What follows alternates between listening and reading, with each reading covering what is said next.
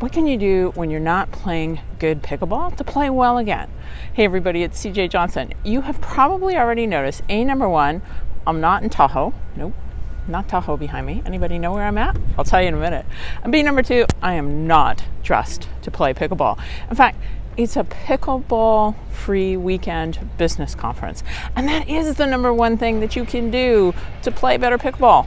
No, not go to a business conference. Take some time off. Recovery is a key to athletics. Not only does your body need to recover to play better, but so does your mind. If you find yourself in a little bit of slump, take some time off. I know it can be hard because this is a game that's so social and it's hard to miss out or think that you're missing out. But in the long run, recovery for both the mind as well as the body is going to help you to play pickleball. Now I'm going to show you a little bit of beautiful San Diego. As you can see, the ships in the background, some runners getting a little workout in this morning. That's why my hair is wet. I still got a little workout in.